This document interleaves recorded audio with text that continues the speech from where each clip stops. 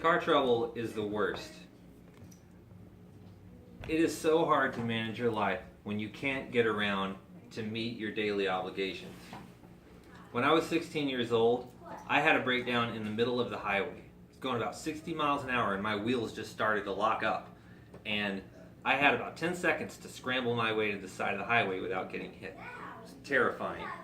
Situations like that, I can understand why people are willing to take on unnecessary debt to have reliable transportation. I used to think that I was going to have a car payment my whole life, but that belief was just a subset of a greater set of misconceptions I had about debt in general. I used to buy everything on credit, everything, and I made huge payments at the end of every month, but the balance that I carried always grew somehow. I got myself in so much trouble that I had to take out a home equity loan just to pay off my credit cards. I made a lot of changes in the way that I handled my finances, and my financial growth didn't rise meteorically as a result, but it did start to rise steadily. I plan to convince you that buying things on credit will eat away at your buying power over the long term. First, we're going to talk about the damaging effects of compound interest. Then we're going to talk about some important thresholds to remember when you're considering whether to take on new debt. And finally, we're going to talk about financial literacy in general. The Motley Fool is a website that is designed to help the middle class and the little guy make better financial investments and other financial decisions. They have an article called, "Can You Guess the Average Credit Card Debt of the American Household?" It says that the average American household has $5,700 worth of credit card debt, and the average interest rate is 14 to 16%. If you are buying too much on credit, you are devaluing your money. Imagine if you want to buy something that's worth $100 and you have to pay 14% interest, every dollar you spent is only worth 86 cents. Credit cards also compound interest. So whatever you bought yesterday, if you carry the balance for a single day, you have to pay interest on that. And then you have to pay interest on the interest tomorrow. A lot of credit cards do in fact charge interest and compound it on a daily basis. If you have a credit card like that, that can add up to a full percent of interest over the course of a year. And now your dollars are only worth 85 cents. If you're one of these average households that has $5,700 worth of debt, you're going to pay $440 in 1 year just on interest. That's a car payment. If you carry the same level of debt for 3 years, you're going to pay $1,300 just on interest. That's a used car. For me, it got even worse when I had my financial crisis because I made one late payment to the credit card company and they jacked my interest rate up to 27.99% compound interest. All of my disposable income was gone. It was nearly impossible to make even the minimum payment on the credit card because it was over $400 a month. And all of my buying power was totally gone because I had no money left after paying all my bills. And I certainly could not use that credit card anymore. Now, on the other hand, when I was 21, I borrowed money to buy a house. That ended up being one of the best financial decisions of my entire life. Because the alternative was to just throw money out the window on rent. Also, the interest on a home loan is tax deductible. So there are times when buying things on credit can be justified and it can be the right decision. A working paper by the Bank of International Settlements, which is a nonprofit multinational organization that services central banks from nations all around the world, says that there's a tipping point for the average household when they've incurred too much debt and they're going to come into a state of financial instability. That threshold is 84% of their disposable income. So to put that in perspective, that would be if you make $50,000 a year, your tipping point would be $3,800. So this also comes with a warning.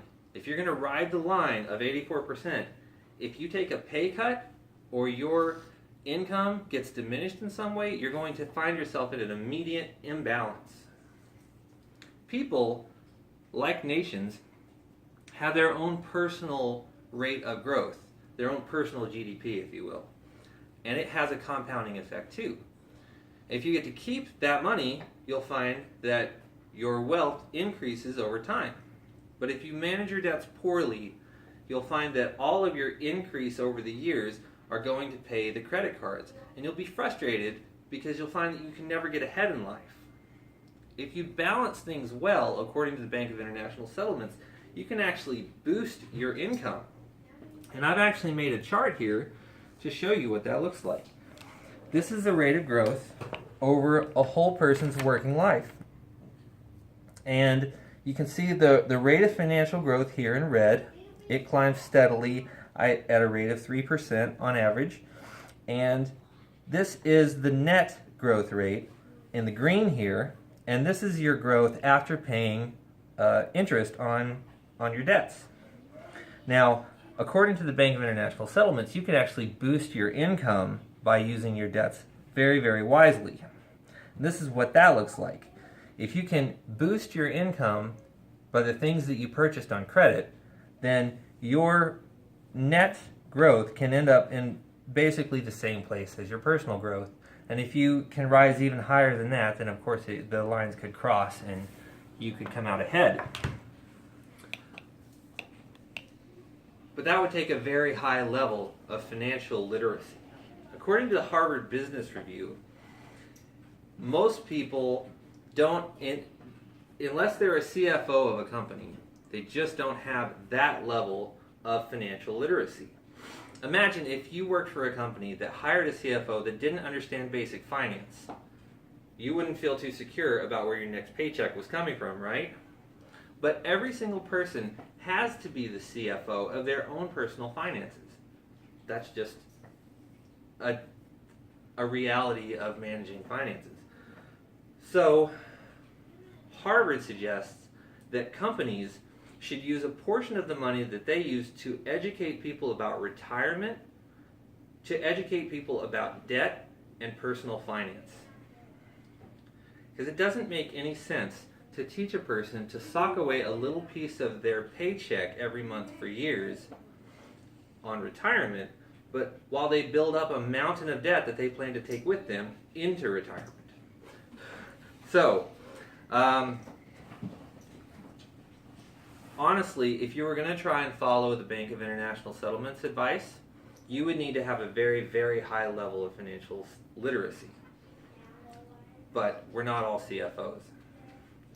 So what can we do to improve our financial situation now? First off, very carefully weigh your decisions on whether to use credit to buy something.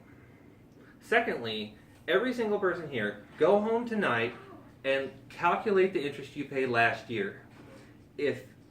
Ask yourself, was it worth it? Could I have put this money to better use? And I cannot stress this enough. If you are buying money on credit unnecessarily, you are devaluing your own money. Taking the example from earlier, if you buy something that's worth $100, do you want to use dollars that are only worth 85 cents? Or do you want to use a dollar that's worth $1? There are times when it might be worth it to pay that premium to get something that you need right now. But if you do it too frequently, you will eat away at your own buying power over the long term.